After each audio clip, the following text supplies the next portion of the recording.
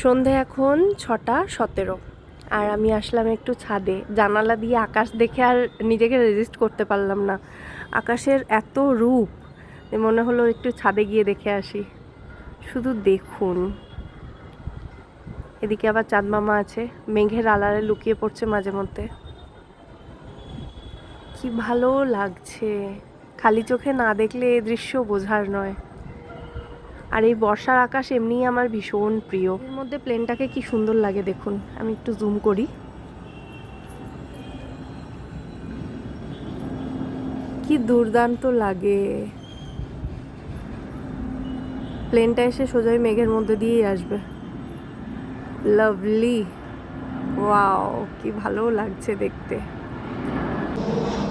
তো এবার বাকি আকাশটা একটু দেখাই, দেখুন।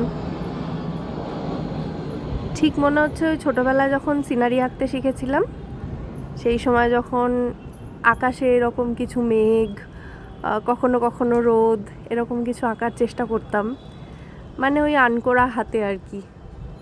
তখন যেরকম আকাশ তৈরি করতাম, এখন মনে হচ্ছে আকাশটা দেখে ঠিক সেই রকমভাবে কেউ আকাশের গায়ে রং করে দিয়েছে। কি অপূর্ব লাগছে দেখতে, দুর্দান্ত।